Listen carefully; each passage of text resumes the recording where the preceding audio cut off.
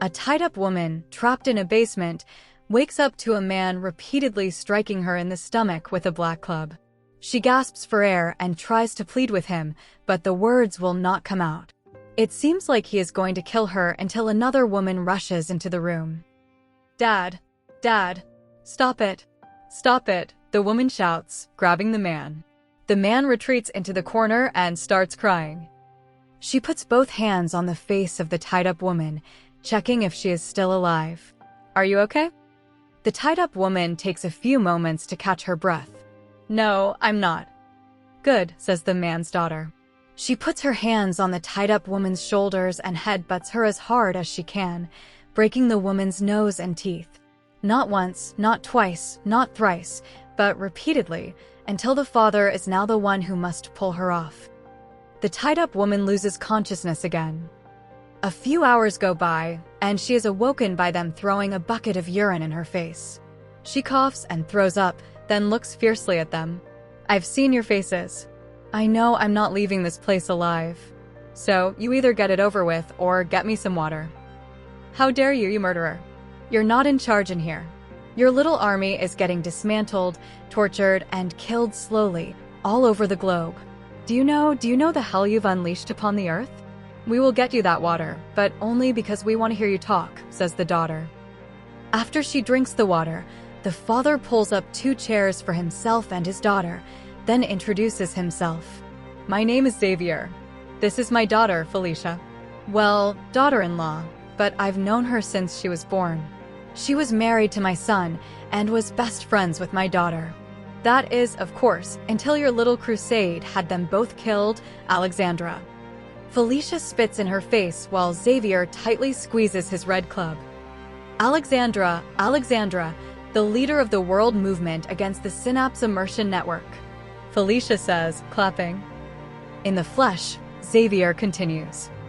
"Alexandra is bored. She just wants to die and no longer listen to them. But she knows that the less frightened she appears, the worse they will treat her. So, she decides to cry and wet herself. Xavier and Felicia delight in it. "Please kill me. Just kill me. I was just trying to do the right thing. I did the right thing, even if you fail to see it." "It wasn't your place to play God," says Felicia. "No, you're mistaken. I didn't play God. That place allowed you, all of us, to play God.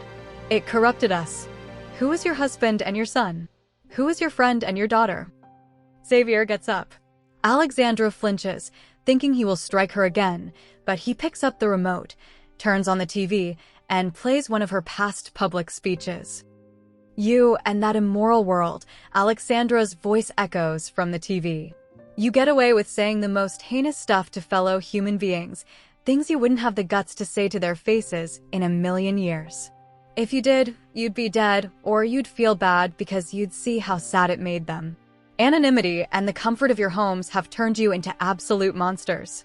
You may act ethical depending on the environment. You know how to be civil and follow the rules when it suits you, but when you're free, when no one can see you, you are not moral. You fornicate, you repeatedly shoot each other with guns, you glorify war, you glorify violence, death, and you treat people as objects. You're talking about thought crimes. Get over yourself. Everything we do happens in a world where there are no consequences. If someone's feelings get hurt, they can just take the helmet off," yells an audience member on the recording. "Be honest with yourselves," speech Alexandra replies. "How many times have your thought crimes spilled into real life? How many awkward moments have you had because, in a moment of anger or inebriation, you said something to someone you know very well that you were only supposed to say in private or with friends? How many times have you been caught lusting after someone because you're constantly fornicating in that game? What you practiced in private was exposed in the light. Thought crimes matter. Your mind matters. Even in your mind, you should be pure and not even think a curse word. Be careful what you allow yourselves to enjoy. Even if the consequences disappear, your soul remembers." Xavier shuts off the TV. "That was my son.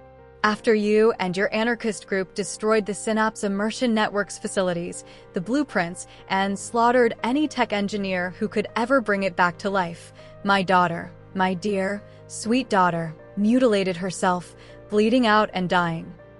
I didn't mean to cause so much pain. I lost my family. I had to give up my family. They died years ago, but that counterfeit world brought them back. But I knew they weren't real. Did she lose her dead baby in the game? Is that why she killed herself? No, you idiot. Wrong guess. Don't you ever try to psychologize us again. She used to mutilate herself in the game. But when the game was gone, the desire wasn't. So, she put on the helmet and did what she did. And my son. Don't. Felicia interrupts. It's okay. She said it herself. She's not coming out of here alive. My son was caught with the neighbor's 6-year-old. Alexandra forgets to keep acting and looks at them both with anger and disgust. Don't judge him. Don't you dare judge him. Felicia screams. He got his release in that game. It was okay. He wasn't hurting anybody. But you took that away from him. Then they put him in prison, and those animals murdered him. Actually, you took something away from everybody, Xavier continues. All over the world, people are being found dead, committing obscenities, or killing people while wearing those helmets. They are replicating in real life what they used to do in that game. I didn't do that, Alexandra replies. The game did that. Alexandra looks down and softly asks, don't you think it was sick that there was a place where people went to do those things, even though it was in their minds? Don't you? It wasn't your choice to make. Felicia yells. Please listen. I'm dead anyway. So please just listen. Go ahead, replies Xavier. That world, that game, indistinguishable from reality, was nothing but a field that cultivated moral erosion. Knowing that there were no consequences gradually turned people into someone they no longer recognized. Alexandra pauses. Felicia looks away, and Alexandra sees she's finally getting to her, so she proceeds. The truth of the matter was not once they knew they could get away with something, what would they do, but once they knew what they were capable of and they enjoyed it, could they deny themselves? And they could not. Are you done? Asks Xavier. Alexandra straightens herself and says, I am. This is what is going to happen. We are going to leave this room and open that door. Behind that door are wolves who haven't fed for a while. Felicia opens a drawer and pulls out a neck collar and goggles. She approaches Alexandra and puts them on her. This is so you can see while they tear you to shreds, and this is so they don't bite your jugular and you die too quickly, Felicia says emotionlessly. Alexandra spits in her face. As they leave the basement, Xavier turns his head back and says, you should have stuck to public speaking. Xavier shakes his head. You cannot force people to follow your ideology. They close the door behind them and open the door meant to seal Alexandra's fate. She closes her eyes and starts to tremble, waiting for the wolves to come out, but nothing happens. She realizes that if there were truly wolves, she would have heard them while they were talking to her. What kind of game are they playing? Alexandra mutters. Then suddenly, she hears buzzing coming from outside the open door.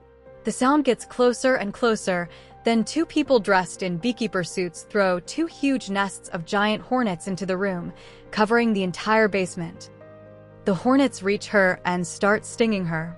As Alexandra howls in pain, she notices that the two people enter the basement and start taking their beekeeper suits off. The hornets seem to have no effect on them. It's Felicia and Xavier. Xavier says, Corinth, pause the game. Alexandra can't move or even blink, but she's totally aware, trapped in her mind. Everything around her is frozen except them. Hello, Alexandra. Let me introduce myself again. My name is Xavier, the founder and CEO of the Synapse Immersion Network, and this is my assistant and protege, Felicia. Felicia smiles and winks at her. After your eloquent speech, Xavier continues, we decided to pay you a visit. We drugged your water, and while you slept, we put the helmet on you. Then we just let you live your life normally. We were horrified when we saw what you intended to do to us. And it would have worked, just as you planned. Your only mistake was trying to get to the people first, trying to persuade them to come to your side. You mistook how deep their love for our sin truly goes. A video recording starts playing in Alexandra's mind. Felicia is speaking with a test subject in chains. This is day 40 of the subject being without the helmet. after wearing it for 3 months, says Felicia. He keeps punching the walls as hard as he can, breaking his hands, because inside the SN, he had super strength. If you know you're lying, if you know you're not wearing the headset, why still go through with it? Asks Felicia.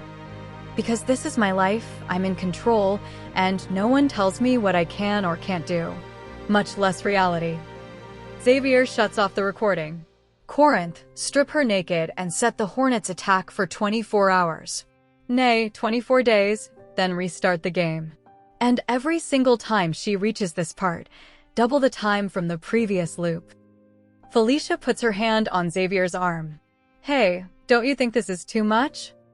Of course it is, replies Xavier. That's the exact point I'm making. It is too much, but at the end of the day, it doesn't matter, does it? It's just a game, it's just a story, and most importantly, it's not happening to me.